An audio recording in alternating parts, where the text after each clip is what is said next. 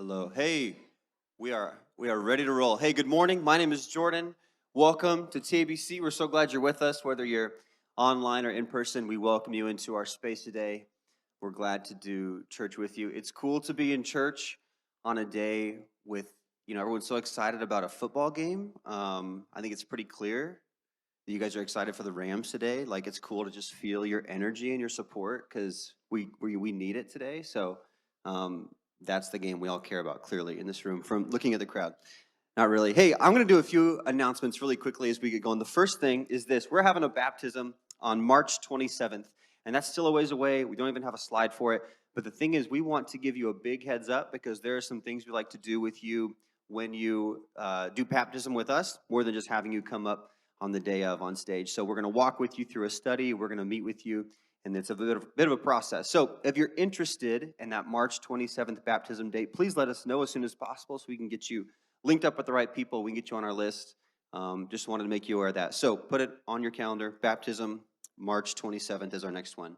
A few things happening a little closer is next weekend, the 29th, we will have a worship night. So we're going to have three different worship bands. We'll have the TBC band, we'll have the youth band, which is Venue 12, we'll have the Christian Challenge band, all leading worship at different times. And so we're really excited for what that will be like. And so that'll be here in this room on the 29th. Worship night will be good. And also next weekend is Fifth Sunday. So remember, no Sunday school for your kids next week. We'll still have two services, but you'll be bringing your kids with you here in this room. We have bags at the back for kids every week, but next week you may want to especially utilize those if your kids are in here. But we welcome them in here. We're excited to do church with our kids next week. Last thing is Starting Point on March 6th. It's going to be at 10:30 over in the East Building. And if you've never heard of Starting Point, essentially, it's one of the steps that we take to kind of bringing you into TBC and letting you know more about it. You may have started with newcomer coffee over here in rooms 5 and 6 between one of the services and done that and gotten to know us a little bit. And if you've done that, then the next step would be Starting Point, which is where you get to know more about who we are doctrinally, more about how to get plugged in and how to invest and how to serve. And it's a step towards membership if you're interested in that too. So wanted to let you know about that. That is the 6th. You'll need to sign up for that. I think you can do it at the info desk. We're excited to do Starting Point with you guys as well. So that is all I've got. Oh, Noah, you're here, dude, from K-State. Hey, I didn't see how that game ended up yesterday. Did I turned it off with like a minute to go? It looked like K-State was going to win. Did they? Oh, they didn't pull it out. Oh, yikes. Okay. Hey, let's pray. Let's pray. Let's go to God and pray. Will you guys stand? We're going to pray, and then we'll worship. Let's pray. Father God, we know that you are everywhere. We know that you see us physically. We know you see every thought. We know you are with us. So it's not like you're just now seeing us here in this room, but God, you tell us there's something special about your body physically coming together and meeting. You tell us that where two or more are gathered in your name, God, you're there. And so we know you're here with us this morning. We ask you to send even more of your Spirit upon us, Father, because no matter how much we try and come through those doors and maybe make things happen for ourselves and maybe force ourselves into a certain heart attitude or into change, God, we can't will ourselves into those things. We are so dependent on your Holy Spirit to do those things. And so we invite him in even more and we give him full reign and rule over us right now. And God, as we begin to engage in worship and not just tell you how good you are, but remind ourselves of your goodness, God, we just pray for your Spirit to have full authority and full impact on us, God. So we pray for open hearts. We pray for open eyes and ears to just hear and see your goodness today, because church is not a checklist. It is not a thing we do to earn anything or feel good about ourselves. It is simply an encounter with the Creator. It is simply a chance to know more about you, to hear your word, and to leave different because of it. So, Father, we pray that that's what this morning would be. It would be a chance to know you more. It would be a chance to be more like your Son. We thank you so much for his perfect life that he lived. We thank you for the death that he died in our place, and the fact that we can even approach you now is just totally because of him and his sacrifice. So, Lord, we love you so much. We tell you that we're here for you today. It is not about any human performance, not about any human decision or initiative. God, it is totally reliant on you. So we expect you to be here. We are waiting for you. And we're dependent on you. So, Lord, we give you this time. We invite you and we ask you to do what you will with it. And we're just excited to to be here and to meet with you, Lord. So we love you. It's in your Son's name we pray. Amen.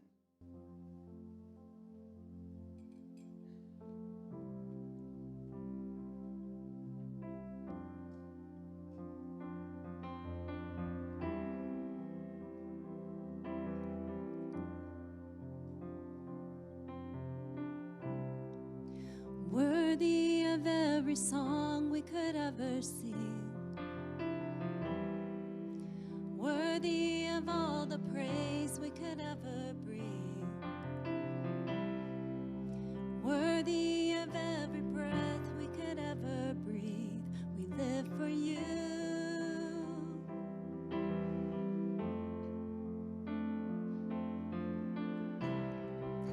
Jesus, the name above every other name. Jesus, the only one who could ever save. Worthy of every breath we could ever breathe. We live for you. Oh, we live for you. Holy, there is no one like you. There is none beside you. Open up my eyes in wonder and show me who you are, and fill me with your heart and lead me in your love to those around me.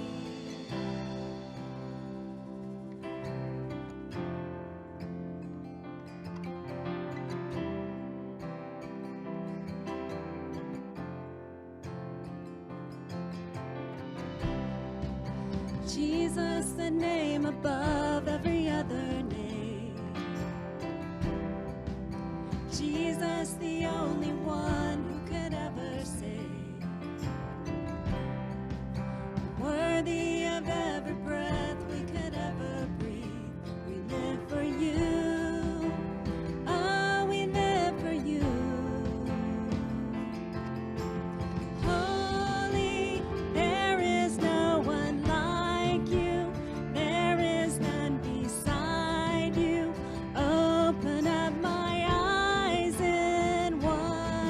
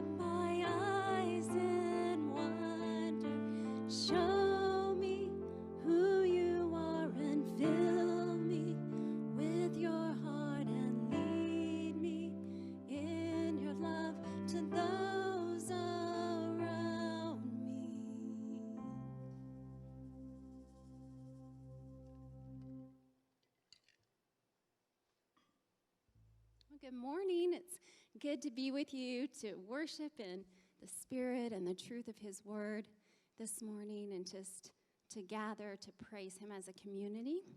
If you're new with us this morning, I want to invite you to take that first step towards community here at 12th by stopping by our information desk. It's back by the north door, and you can find more information about 12th there and just the opportunities that we have for you to get involved here. And that's not me trying to be pushy. That's just saying that when you're ready, there's so many things to get involved in here, so that we can come alongside you and partner with you on your spiritual journey. And also just to remind others that if it's been a while since you've been in a triad or a small group, there's a lot of things just kind of starting back up here in January to get involved in. Also, I just want to say hey to our college students. It's good to have you guys back in full numbers, I think, this morning. We just love to have you here to worship with us always. And on a more serious note, through some conversations I had this week, it's just kind of been brought to my attention that these past couple of weeks have been kind of hard on people as the pandemic has once again swept through our area. So whether you've been sick or caring for those who are sick, or maybe you've just felt the strain of having shortages at work, there's a lot of tension that comes in these times. And yet, God is working in those situations too. I heard a wonderful testimony about how God's been able to reveal Himself through these times to people. And so if you're that person, it's hard to come in here and just jump into praise sometime. And so I just encourage you to take these next few minutes to just pour out your heart to the Lord in prayer while the rest of us are singing, and just give that over to Him and let Him fill you with His peace this morning.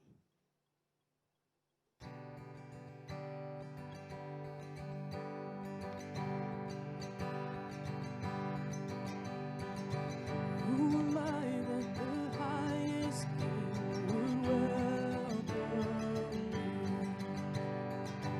I was lost, but He brought me in. Oh, His love for me. Oh, His love for me.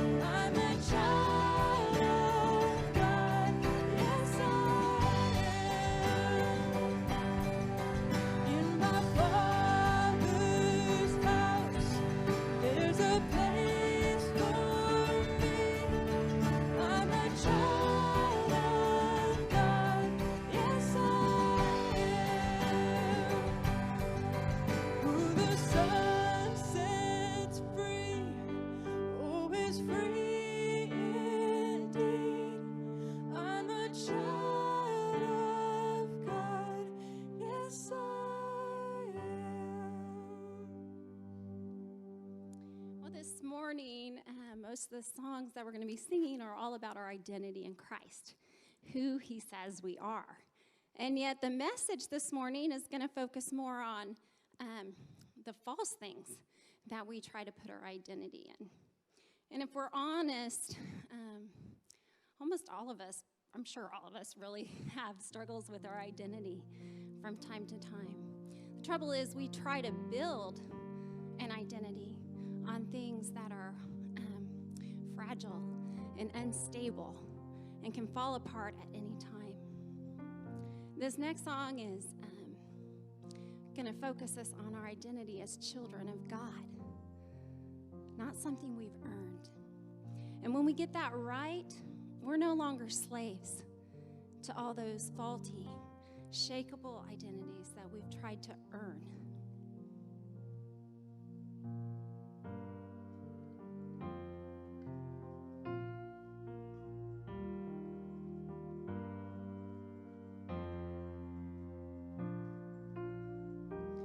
You unravel me with a melody.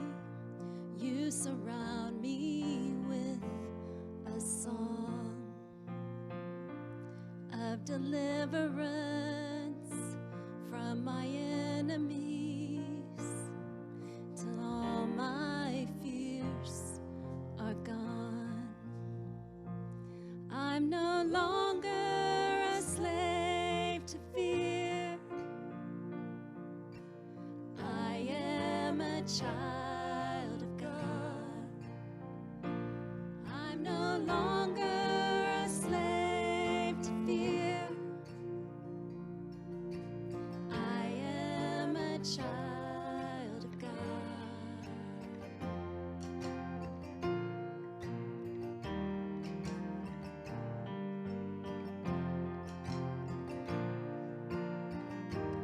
From my mother's womb, you have chosen me.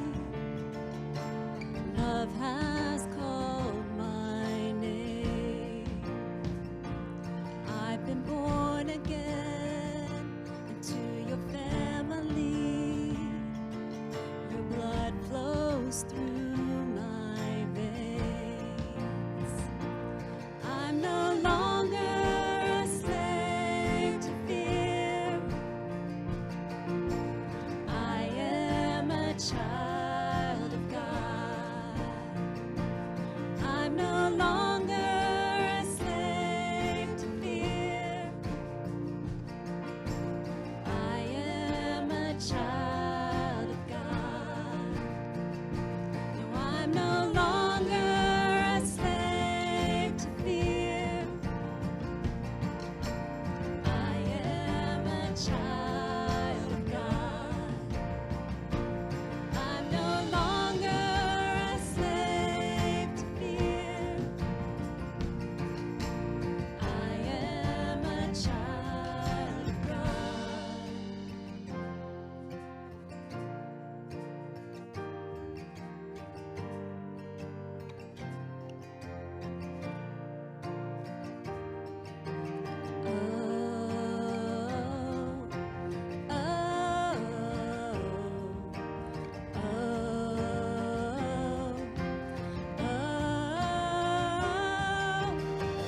You split the sea so I can walk right through it. My fears were drowned in perfect love. You rescued me so I can stand and sing. I am a child of God. You split the sea so I could walk right through it. My fears were drowned in perfect love. You rescued me so I could stand and sing. I am a child of God. I am a child of God. I am a child of God. I'm no longer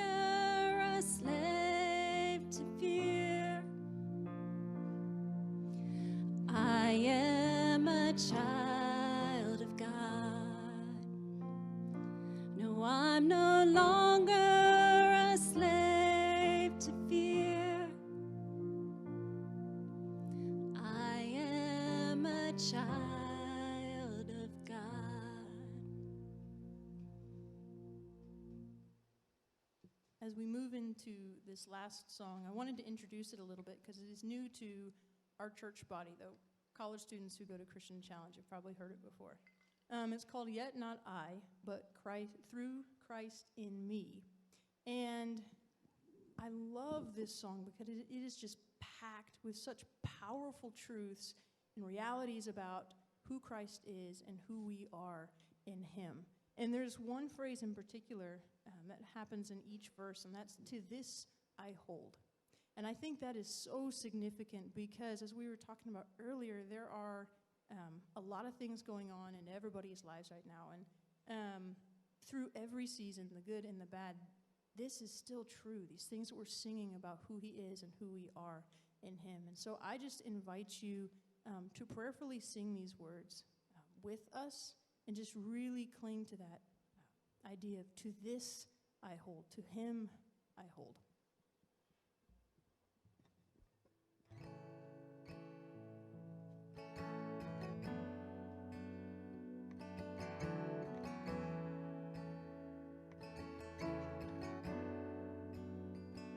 One gift of grace is Jesus, my Redeemer. There is no more for heaven now to give.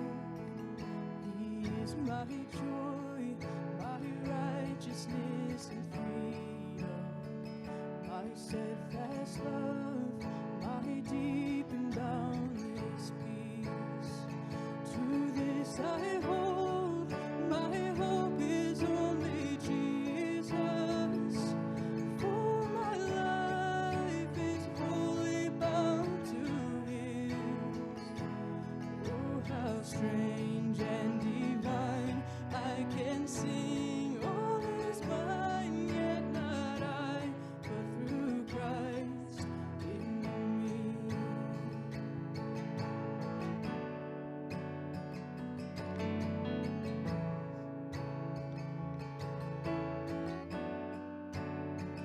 The night is dark, but I am not forsaken.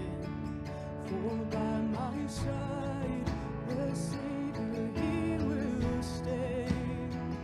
I labor on in weakness and rejoicing. For in my need, his power is displayed. To this I hold, my shepherd will defend me. Through the deepest valley he will lead.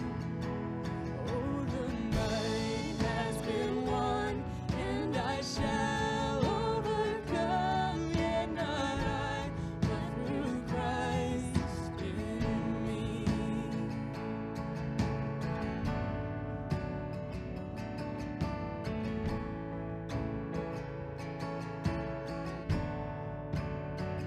No fate I dread, I know I am forgiven. The future sure, the price it has been paid. For Jesus bled and suffered for my pardon, and he was raised to overthrow the grave. To this I hold, my sin has been defeated. Jesus now and ever is my plea. Oh, the chains are released, I can sing, I am free, yet not I, but through Christ in me.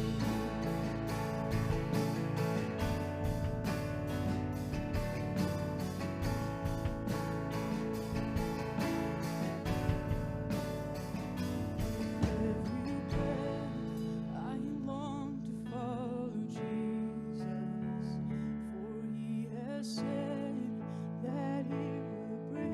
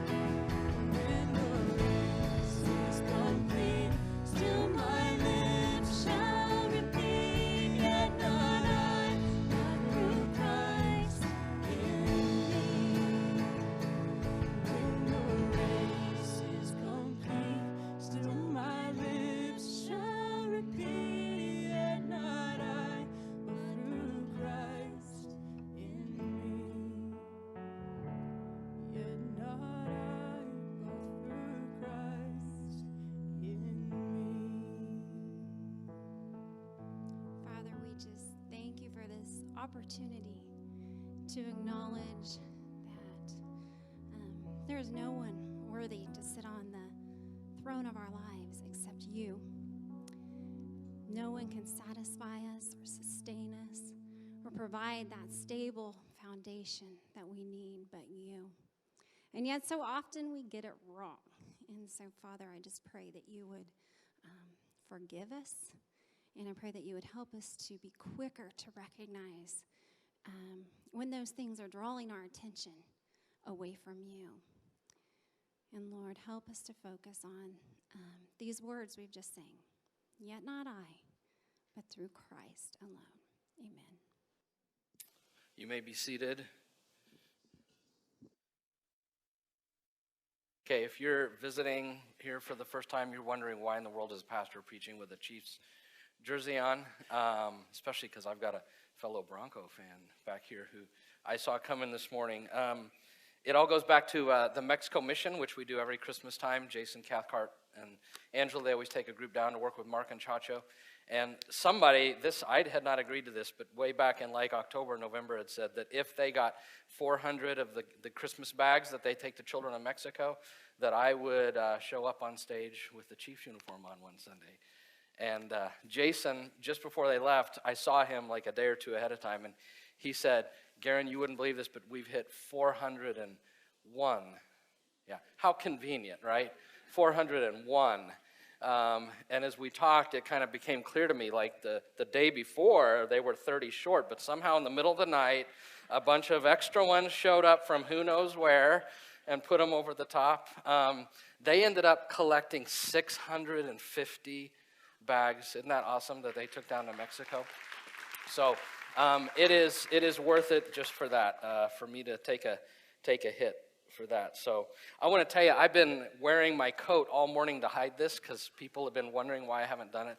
It is really hot wearing a coat like zipped up, clear up to here and here. I have been sweating. But I do want you to know, I do have a Broncos shirt on underneath because without that I would have broken out with a rash.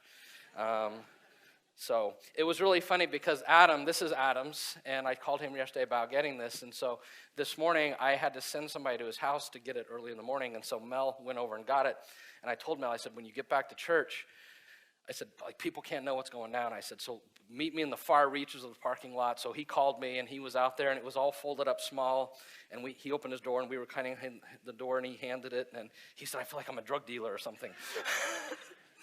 And then later, he's like, we should have put it in a brown paper bag. That's what we should have done with it. So it was pretty funny. So, but it's all for the cause. It's all for the advancement of the kingdom and the chance to bless the children down in Mexico who have hardly any chance to get anything like that. And so we appreciate the mission. So all that having been said, I do want to say one more thing. Jason told me after, I found out kind of that they had gotten the number that he's thinking next year that they're going to set the goal that if they can get 700 bags, that Jordan has to cut his hair. Okay, so. Okay, Melissa Turney is in the house. Melissa, would you come on up? She wants to talk to us about Dwight and Laurel Richardson, missionaries we've been supporting since I've been here in 90 for a long time. I respect a lot of what they do. So, and I want to say, if you are online, by the way, there's some sensitive things that are going to be talked about this morning that we just can't have online. So you're going to see a thing with prayer requests, a way to pray, and we'll not be able to hear what Melissa talks about. So, Melissa, go ahead.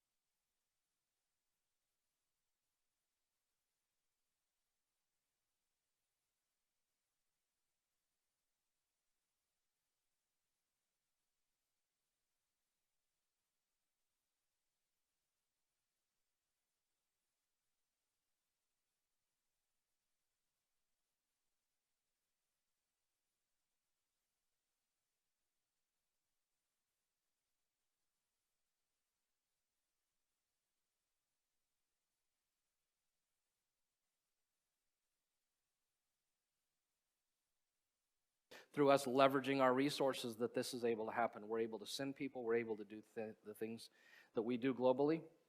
And so that just remember that part of our worship is it's being sent, it is sending, it is singing to God. Our songs of worship, it is in our giving, it is in our being open to His Word and letting Him form and shape us through it. So this is all, our giving is all part of our generosity to God. So we take this minute to have a minute of prayer, to let people online especially have that chance to give them that space. It gives us a minute of time just to pray and talk to God. So I encourage you to pray for the Richardsons, the requests that are up there. I mean, even, can you imagine a pastor, you're being arrested on false charges and you're in prison? I mean, that's a big deal over there.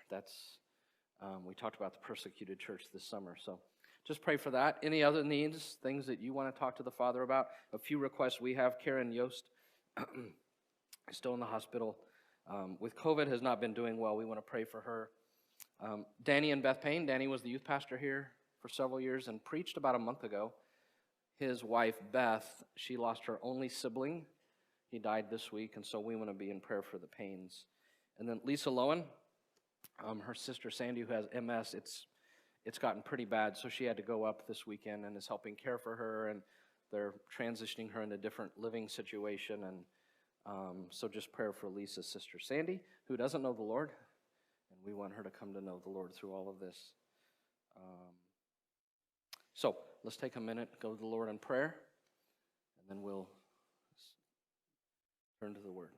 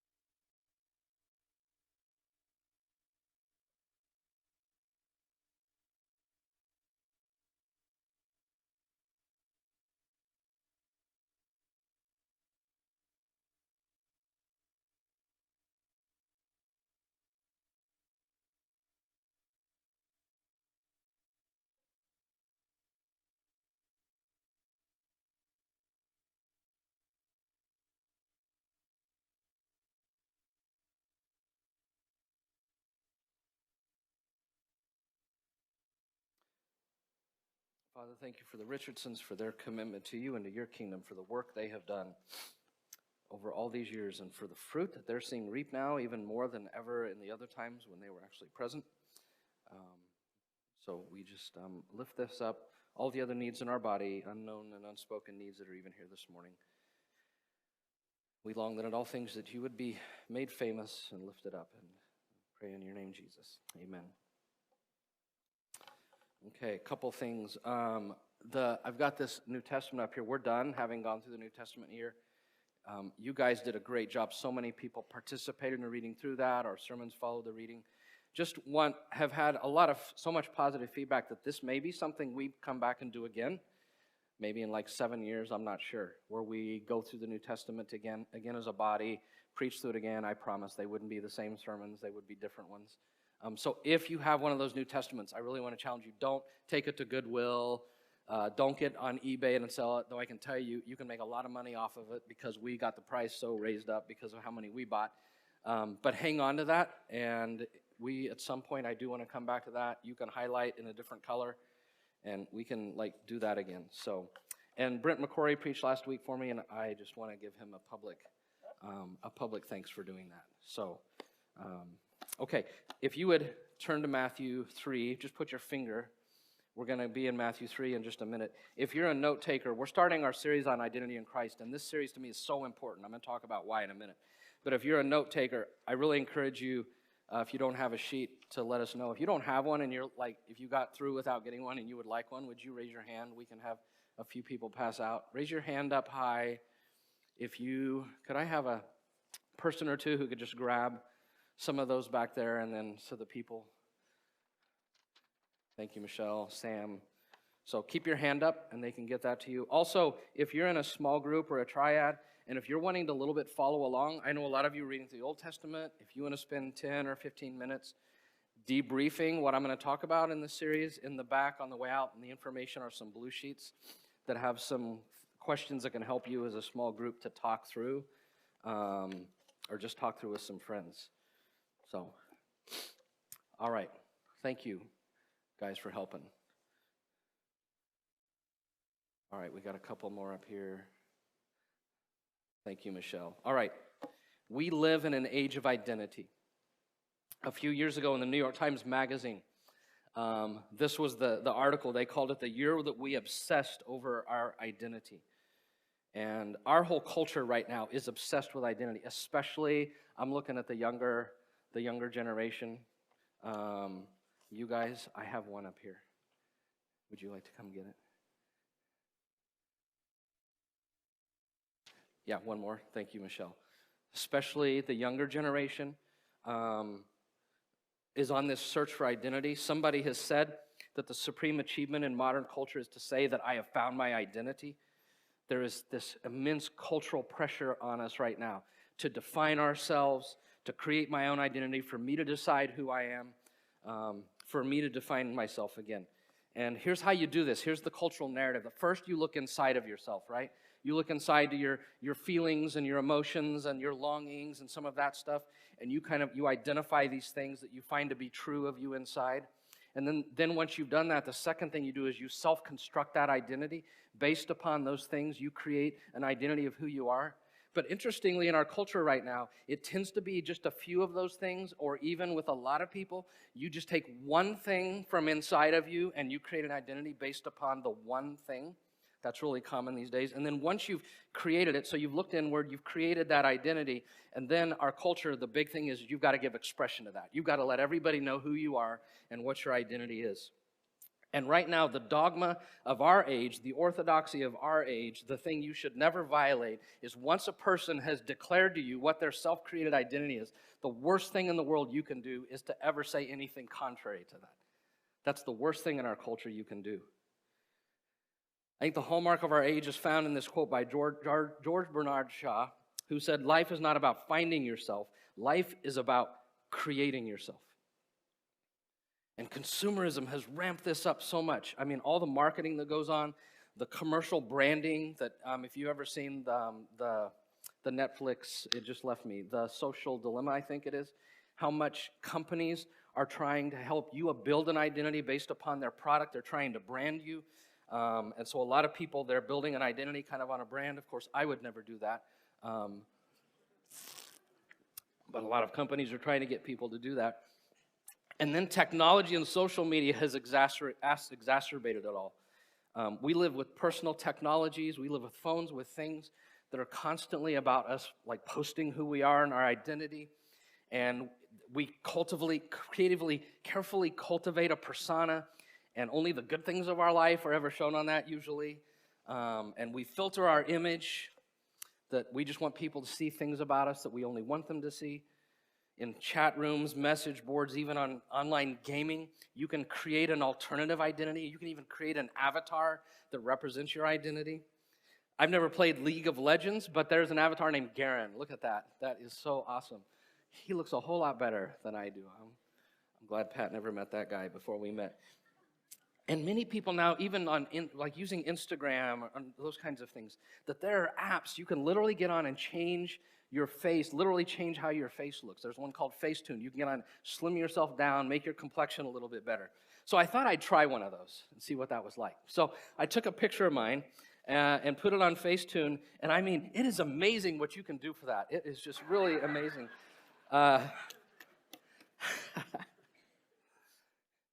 It has been said of us that we are living for likes, but we are longing for love. Living for likes, but we're longing for love. And I want to tell you the problem with this push in our culture to create our own identity. A couple of things. At the end of this series in February, I'm going to hit more of these, but I want to hit a couple of problems with. Number one, it is not holistic. Because as I said, in this age, what the temptation is and what people tend to do is you'll focus maybe on one thing about yourself, and that becomes your identity. But a lot of who you are remains untouched and hidden, especially your darkness, right? Hardly anybody puts their darkness out as their identity. There's a few who do, but not many. And what we need is a holistic identity. I need an identity that encompasses all of who I am, including my darkness. I don't need an identity that's not holistic. But not only that, this whole creating identity, it just simply doesn't work. There was a recent survey done of Gen Z and millennials asking the question, what is the thing you most need in life, the thing you're most longing for that you don't have? And do you know what the answer was?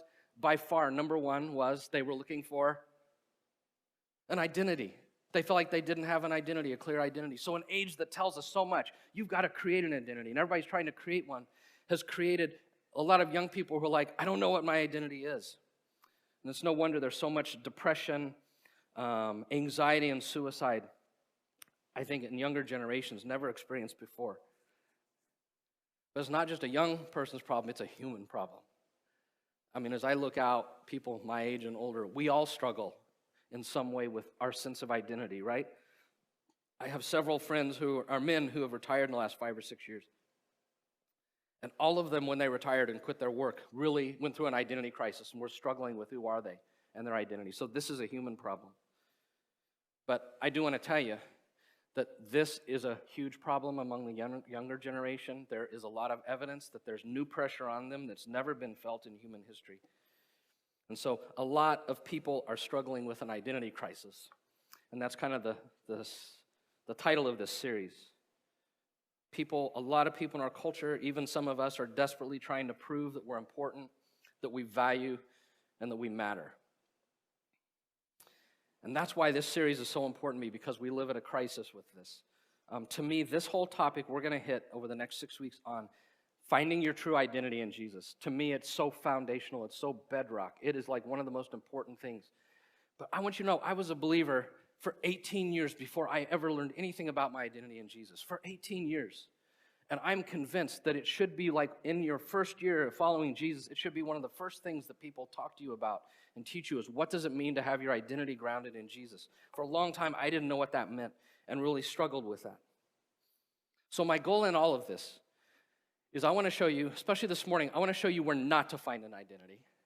And then the next 5 weeks, we're going to talk about where do you find your identity. And specifically, my hope is that we will all leave here in 6 weeks, not just with head information, but with heart transformation, that all of us will leave here with an identity, in the words of Paul in Colossians 3, 6, and 7, that is grounded and rooted in Jesus. That's the long-term goal for me. That all of us will leave here in 6 weeks with a lowercase I identity. And we'll talk a little bit later about what that means in the next couple of weeks, but that's my goal, is that we all leave with a lowercase I identity. All right, key foundational thought. Before I kind of jump into this, I mean, I've already jumped in, but a really, really important thing that I think it goes without saying, that you will live out of your identity. You will live at whatever your identity is, you will live out of it. It will affect everything you do. Everything you do will come out of that.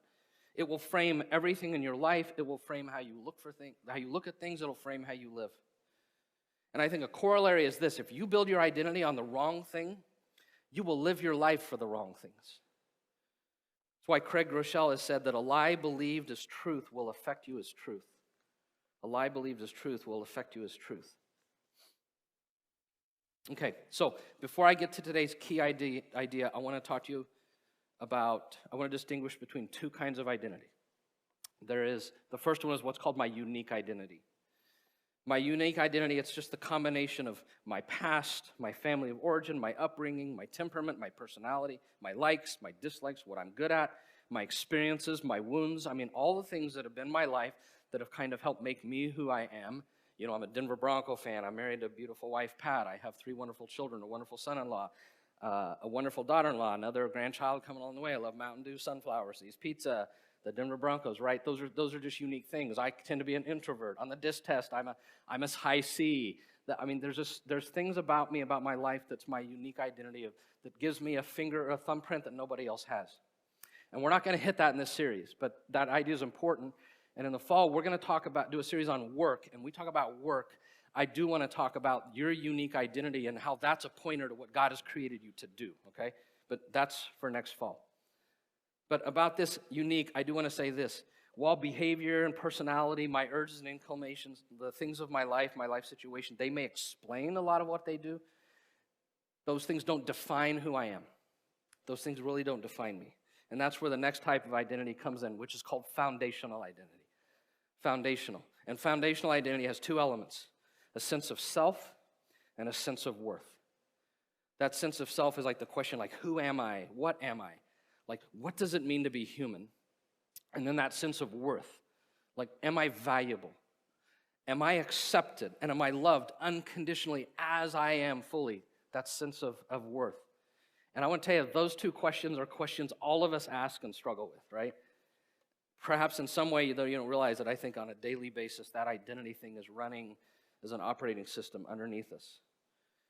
So in this series, I'm going to focus on the foundational identity, our sense of self and our sense of worth. So I have a question before I launch into today's topic. I just want to know, and if you don't have an answer, that's okay, because at the end, maybe we'll have a better answer. But I just want to know, where do you center your identity? What is to you your foundational identity? If somebody asked you that and you were to say a sentence or something, what would you say is at the core of your identity?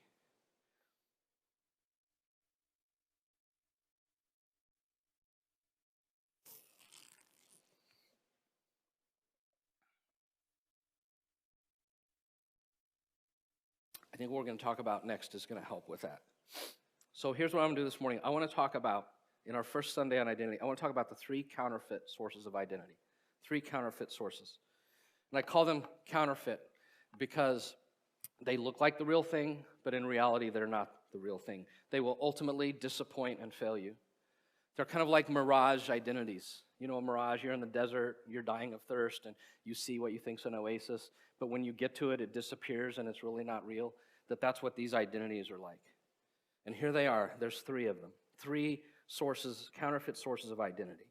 And they are this: I am what I do, I am what I have, and I am what people say or think about me. I am what I do, I am what I have, or I am what people say or think about me.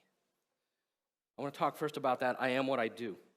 When this is my core identity, I confuse achievements. I confuse achievements with my identity.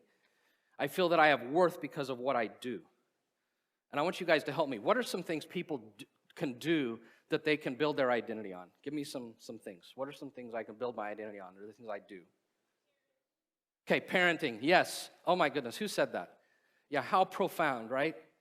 That even, yeah, that is so profound. Like at 18, you know, what are my kids like? And you can so define or not define yourself on how they turn out, right? Did I do a good job? What else? I heard a few others. Yeah, success, being successful at things, always doing the best at them. What else? Grades? Yep, grades. Status. Sports, I was saying, any athletes here? That athletic achievement? Man, I haven't heard anybody say to me that one of the big ones. Yeah, my work, my career. Okay? And I want you to know, when you live for your identity out of your achievement, you stop doing the thing for the sake of the thing, and you stop doing it for the glory of God, and you start doing the thing to wring an identity out of it. And you become an achievement junkie. An achievement junkie. And you use what you do to try to fill the void in your life that only God can fill. And then there's that second one, I am what I have. And in this one, I confuse assets with my identity. I feel I have worth because of what I have. Now, it can be possessions, but it could be other things. So I want you to help me with this one. What are some things that I have that I can build my identity on? A car. Yep, so we could take material possessions, a car, a house, a second house, a cabin in Colorado, whatever, things I have. What else? Huh? A job, yep.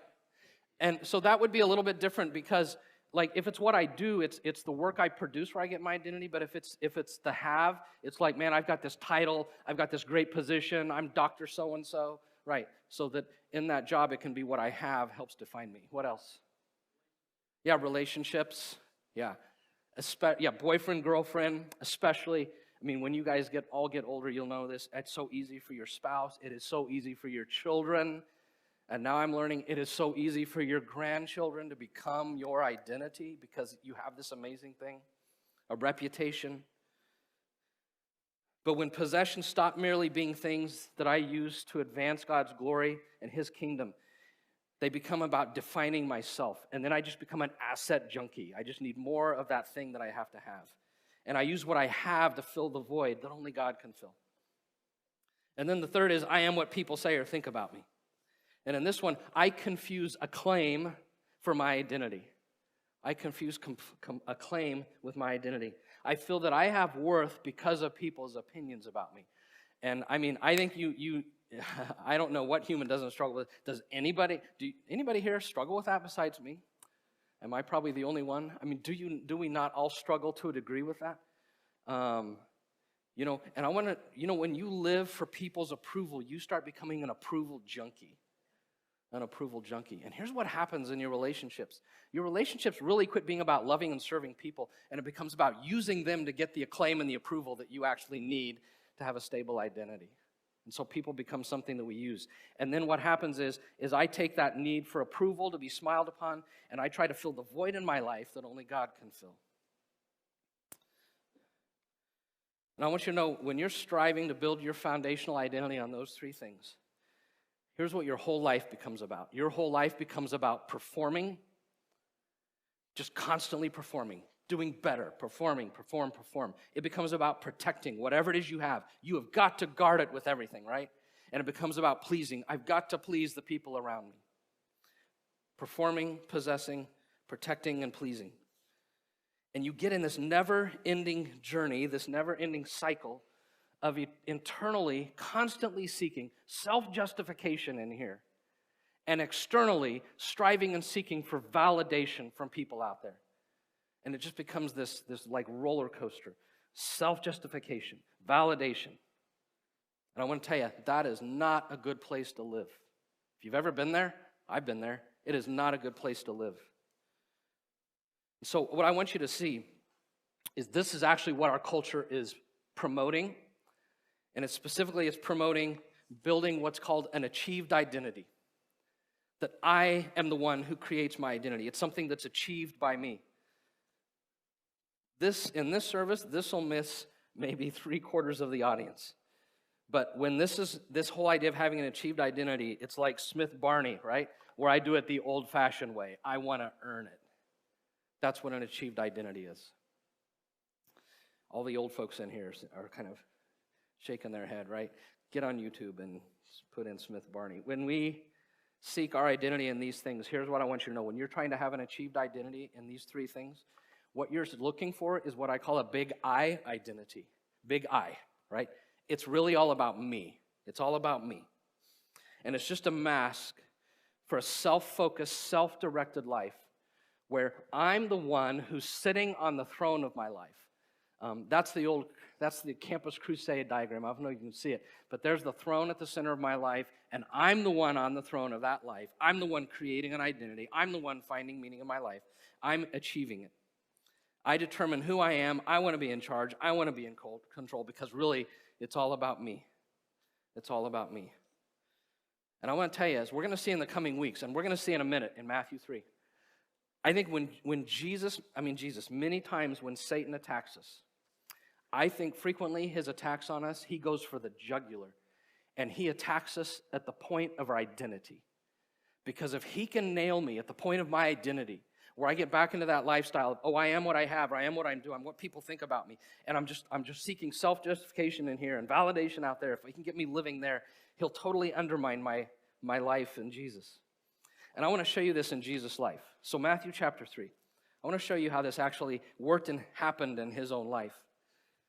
And in this text, you're going to see Jesus dealing with the same temptations we do, specifically the temptation to root his identity in what he did, in what he had, and in what people said about him. So in Matthew chapter 3, you have, I think starting in 13, the story of Jesus' baptism. I'll go ahead and read in 13. Then Jesus came from Galilee to the Jordan to be baptized by John. But when John tried to deter him, saying, I need to be baptized by you, and do you come to me? And Jesus replied, let it be so. It is proper for us to do this to fulfill all righteousness. And then John consented. Now verse 16 to 17 is powerful. As soon as Jesus was baptized, he went up out of the water. And at that moment, heaven was opened. He saw the Spirit of God descending like a dove and alighting on him. And a voice from heaven said, This is my Son, whom I love, and with whom I am well pleased. There's the identity piece right there. He hasn't even started his ministry, and the Father says, you are my Son, whom I love, and whom I am well pleased. And as soon as he gets that declaration of identity, chapter 4, verse 1, then Jesus was led by the Spirit into the wilderness to be tempted by the devil in the ways that we are tempted. In verse 2, after fasting 40 days and 40 nights, he was hungry. And so the tempter came to him, and he said, that next word is so important because Satan, again, when he attacks you, he will so often go for the jugular. He will hit you at the point of your identity. He who is just declared to be the Son, Satan comes and says, what's that next word, the first word? If you're really the Son of God, if you're really him. And then what's it say? If you're the Son of God, tell these stones to become bread. Or if you really, really are, do something. Don't just sit here.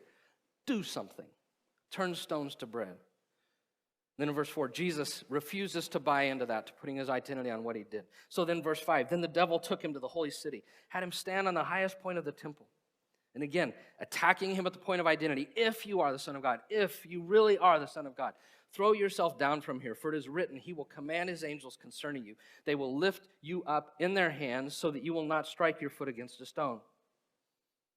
And I need to tell you something really important culturally here, because we read with first century eyes, right? And we ask 21st century questions. Something really important culturally going on. That in the years leading up to Jesus, it's been found in the Dead Sea Scrolls and some other writings in the years, like the 100 years before Jesus came, there became this expectation that when the Messiah came, that he would actually show up on the pinnacle of the temple and would show himself to people by floating down into the temple courts so that the people would know who the Messiah was. And so Satan, when he takes him up there and he says, just jump off of that, you'll float down, you'll be okay. What he's saying is if you will do this, can you imagine what people will say about you? The acclaim you will get, you will be declared immediately as the Messiah. No 3 years of conflict, no pain, no suffering, no rejection, no betrayal, no cross, just do this and everybody will give you that acclaim that you're the Messiah. But in verse 7, he rejects that one. And then verse 8, again, the devil took him to a very high mountain, showed him all the kingdoms of the world and their splendor. All this I will give you, he said, if you will bow down and worship me. If you'll worship me, you can have it all, right? You can have it all. The three temptations: to define myself by what I do, by what people are going to say about me, or by what I have. And then it says in verse 10, Jesus said, away from me, Satan, for it's written, worship the Lord your God and serve him only. And then the devil left him, and angels came and attended to him. And what's amazing to me in this whole encounter, Jesus modeled for us. He never bit at the temptation to define himself by what he did, by what he had, or by what people said about him. And he modeled for us what it means to have a received identity. And I spelled that wrong. I noticed that. I heard I before E except after C, right? I still remember that. He modeled for us what it means to have a received identity, not an achieved identity. But unlike Jesus, if you're like me, don't you continually struggle with the sinful self and the desire to not take a received identity from him, but to achieve one on your own. And I want to tell you, I've already talked about some of the problems in our culture, but I want to tell you two problems of having an achieved identity. Two really big problems. First, I just want you to know, it is not stable. Having an achieved identity is shakeable. I like F words. I don't know why I have so many F words, but not all F words, just some F words. I want you to know that if you build your identity on what you do, on what you have, or what people say or think about you, I want you to know that is fragile, it is flimsy, it is flawed and fickle, it is fleeting, and it is finite, and it will fail you. It will fail you. It is the most shakeable thing you can build your identity on, by what you have, by what you do, or what people say about you. If you're all about, I am what I do, all it takes is you fail at a project. Somebody talked about success. I fail at a project, or I can't complete a task, or I lose my ability to produce or to do work, that kind of thing. If that happens to you, you're sunk. Your identity's sunk. If you're about what I have, all it takes is you lose that thing that you've built your identity to, and you're up the creek without a paddle. And if you're building your identity on what people say or think about you, and if you're out here and you know this, I mean, you totally understand this. All it takes is for somebody to criticize you or to look funny at you, to give you a glance, and they can wreck your day, right? Or not just a day, they can wreck a week or maybe a month. Wreck a month. I just want you to know, whatever you build your identity on outside of Jesus, losing it will shake you to the core, to the very foundation of who you are. And these are things that are not only shakeable because they will leave you at any moment. They can leave you at any moment. They're shakeable because they will never satisfy. I'm created to have God at the core of who I am. I'm only fulfilled when I have Him. And these things will always leave you high and dry, empty and hungry, because you'll never do enough. You'll never have enough. You'll never have enough people saying the right things about you. You'll never be satisfied. LeBron James, after he won his first championship with Miami, this is back when I got a newspaper from the Wichita Eagle, long ago. There was an article about him written about 3 days after he had won, and him talking about the euphoria of finally achieving a championship. And here's what he said. He said, what really got me was how short of a time it lasted. The championship lasts like this, and he snapped his fingers. The confetti rains, you go in the locker room, pop the champagne, you do the media, you have the parade, and then it's over. It's over. After 48 hours, the euphoria was gone. Because you can never do enough, and you can never have enough, right? And it just becomes this cycle that you've got to prove yourself again and again and again. How many of you have seen the movie Chariots of Fire? Great movie. Everybody should watch. Won an Academy Award for Best Picture. True story about Eric Liddell, who was a Scottish guy, yay for the Scots, he grew up in China. His parents were missionaries. He became a missionary to China, was one of the greatest runners of his day. And how in the Olympics in Paris, he and his main competitor, Harold Abrams, were always competing in the 100 meters. And how Harold Abrams had built his identity on his running. Eric Liddell had not. He had built his identity on Jesus. And that race happened on a Sabbath day. And he knew it before they went. And they had asked the Olympic officials to take it off the Sabbath, because he was committed to not running on the Sabbath. That was his conviction. To move it to another day, and they wouldn't do it. So he ended up not being able to compete in his race. But Harold Abrams competed in it. And in the movie, Harold Abrams, the reigning Olympic 100-meter sprinter, says this to Eric of the upcoming race, that he hated it because he says, I've got 10 seconds to justify my existence. That's what happens when you build an identity on what you do, on what you have, or what people think about you. Madonna in 1991 gave an interview. You look at Madonna, you kind of feel like she's really confident, right? Do you not get that vibe? Here's what she said. I have an iron will, and all of my will has always been to conquer some horrible feeling of inadequacy. I'm always struggling with that fear. My drive in life is the horrible fear of being mediocre. That's always been pushing me. Even though I've become somebody, I still have to prove that I am somebody. My struggle has never ended, and it probably never will. It'll never satisfy.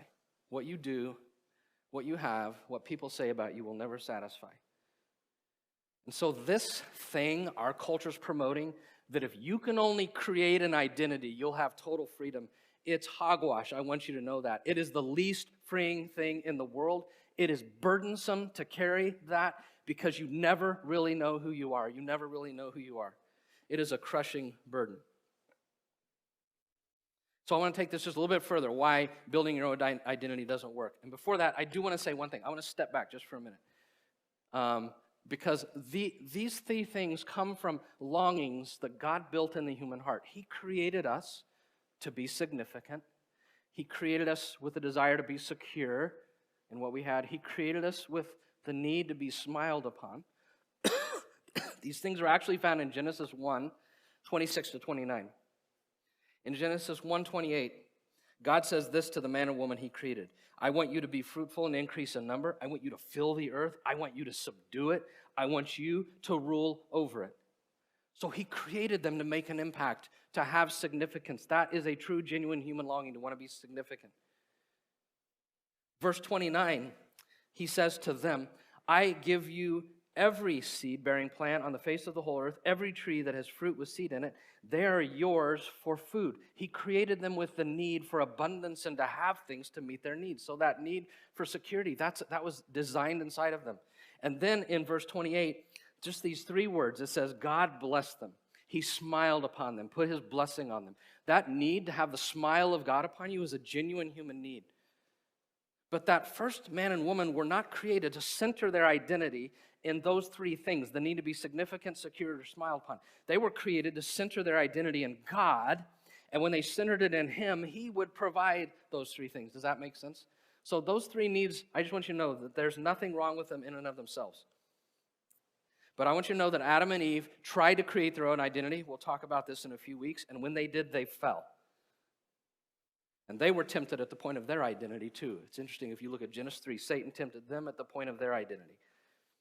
So the other big problem with creating your own identity is not only how shakable it is, that it will never satisfy, it will leave you, but also it generates in you problem emotions. And specifically this, when being significant becomes about your identity, I want you to know you will never be able to do enough, never able to do enough, and you'll struggle with guilt. And when being secure, having enough, becomes about your identity, you will never have enough, and you're going to struggle with fear. And when being smiled upon by other people, when that becomes about your identity, you will never hear enough from anybody, never hear enough, and you're going to struggle with shame. Those strong emotions we struggle with, guilt, fear, and shame. Those things grow out of me trying to build an identity on something I'm not created to. And I just want you to know, there is no lasting satisfaction in living that life where I'm on the throne defining my identity. There's no satisfaction in that at all. There is no peace, no rest, no shalom. I think we all know this. I know this. Trust me, I need this series probably more than anybody. When this stuff becomes about your identity, your life is a roller coaster, right? It's a roller coaster, constantly up and down. When you build your identity on what you have, what you do, or what people say or think about you, you're building your identity on something that's a house of cards. Trust me, I know that. Been there and done that. So here's my question for us as we wrap up. My question is this. I want to know, where do you center your identity? Specifically, what are the 2 things you most struggle with in building your identity on? I want you to take for a minute and think about that. What are those 3? Which 2 do you most struggle with to build? You're tempted to build your identity upon those things.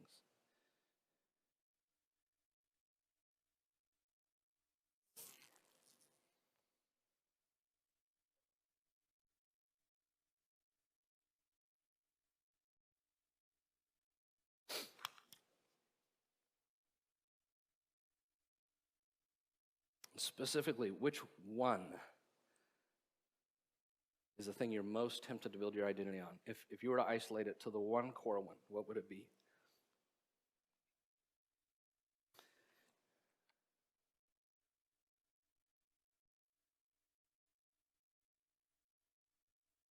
And for those of us who struggle with building our identity on all the wrong things, I just want to ask this question. How's that going for you? How's that going for you?